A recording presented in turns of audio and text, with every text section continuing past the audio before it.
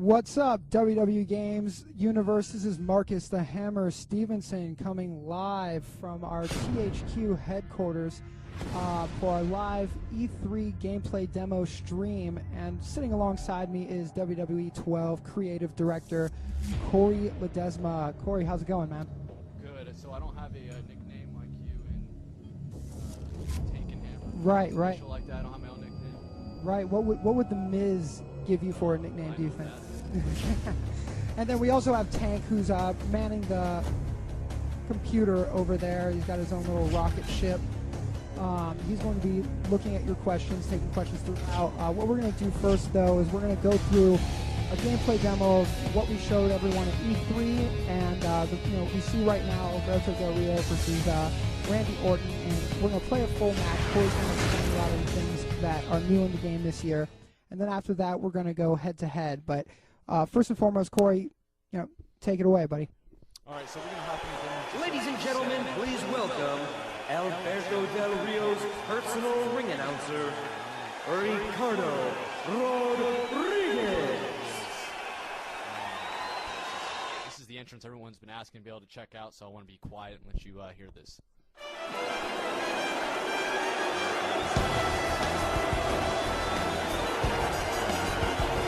Damas y caballeros, en el camino hacia el cuadrilátero.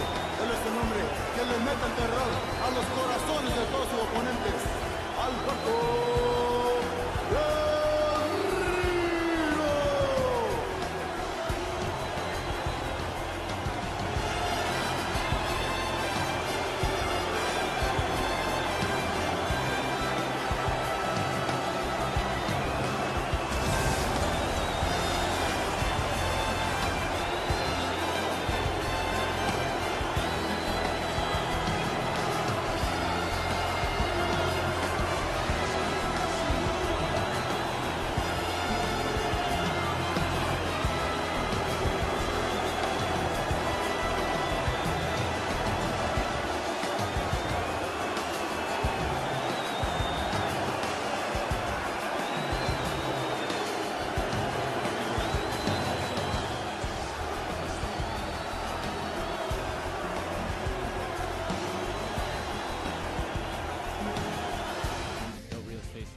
Orton, so we'll go ahead and show that entrance. You guys can check that out.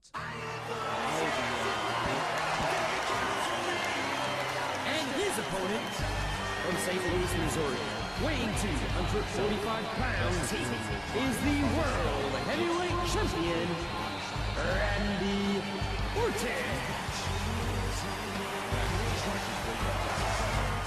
As soon as we get those assets, we get a plug them in. So we're working hard. Hopefully we'll get them all in. There won't be any speed bumps on that, but you never know what might happen. So just rest assured that we are working hard again. You bring up a good point, Corey. I've seen a lot of people talk about seeing some videos come out of the event, and they're wondering where those Sidetrons, Minitrons, Curbtrons, where some of that stuff is. Kind of tell them a little bit about, you're still working on the game. This isn't final, just because we're showing it, it's not final. Just describe that process a little bit. Like, what's left? How much time truly is left? That's great. We are what we consider pre-alpha, which means that we are still heavily in the implementation and tuning phases. So what that means is that not everything is in just yet. We're also waiting to tune a lot of the systems. So systems like AI or reversals, or you might see some animation glitches here and there. Those are all just work in progress. We still have a good another month to go to polish up the game. So that's what we're working on now. Our designers are working really hard to go ahead and continue that work so that the final product can be really polished. And then we still have a couple of months of bug fixing as well, so that will be taking place. So if you do see any bugs, just remember it is early code. Great, great. So yeah, you guys are, right now the match just started off, and first thing you notice are, we've talked about it already, the different camera angle.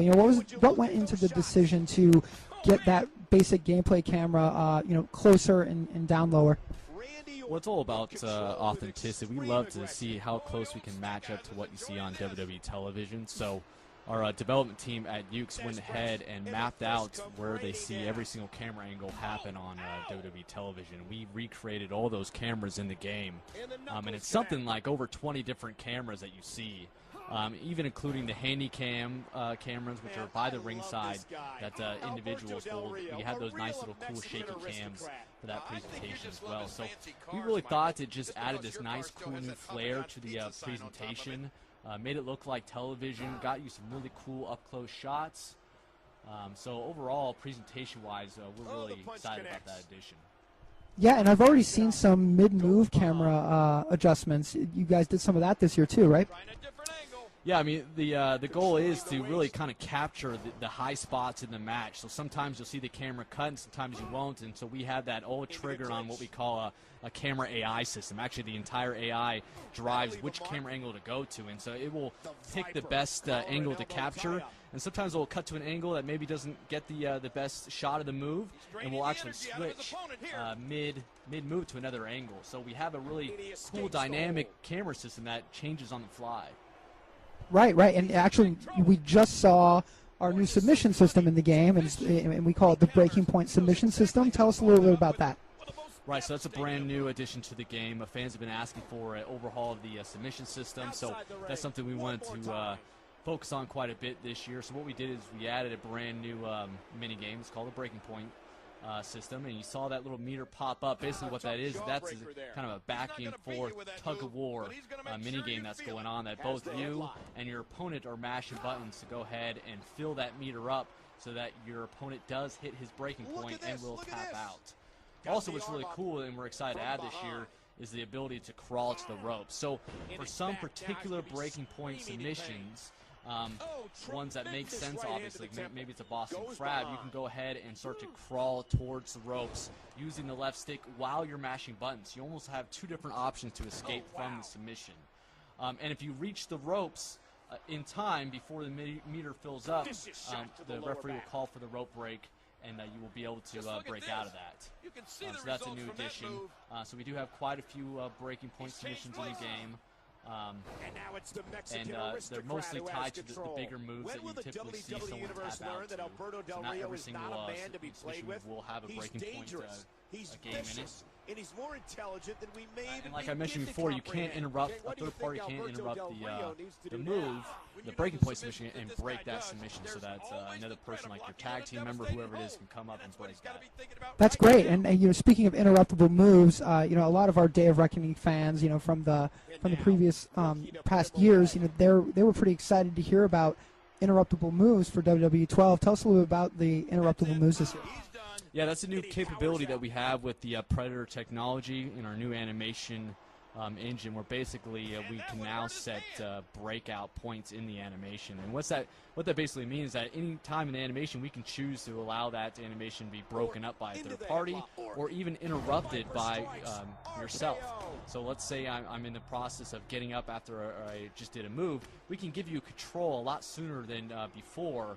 So you didn't have to go all the way to finish the motions when you stood up. We actually give you control a little bit earlier so you can start walking around, you can start doing other moves, and it gives you a little bit more control and responsiveness in the animation engine. So that's a brand new capability with the technology, and something that's really going to change multiplayer matches, obviously, because of the nature of being able to interrupt all these moves.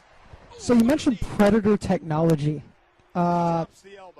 What is Predator technology? Because there was some confusion out there on we were talking about this big gameplay upgrade, and we've called it Predator technology. What is Predator technology?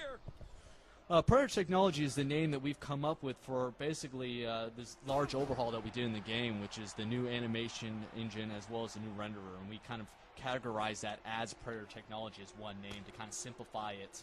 And of course, it's Predator because our cover athlete this year is Randy Orton, and so only fitting do we come up with a cool, intimidating name for our technology that fits Randy Orton. So that's where that kind of was born from. And it really just talks about kind of the attitude that we're going for this year, which is just kind of a fierce, strong, confident attitude, just because we really like what this new technology and engine brings to our game. As you saw, there was a little bug there on the screen, so those are the kind of things that we're talking about still being fixed in the game. don't freak out if you see any of those. It's still very early. People have a Corey Set has a question about the crowd and announcers. Will they be reacting to how the wrestling match goes a little bit more? Yeah, we're working on the crowd. I wouldn't say it was a huge emphasis this year, but we did, of course, want to improve it. So we've got a bunch of new crowd chants. We're doing a lot of work to go ahead and improve their reaction to what's going on in the ring, because that's very important, obviously. And we're trying to crank up the volume overall. We thought the crowd was a little static and dead before, and so we wanted to really crank that up so it gives you that feeling that you're in a big live arena and the crowd's really into it. So they'll definitely see some improvements in the crowd audio area. Right, you won. There you go. Using the breaking point submission and his patented finishing armbar.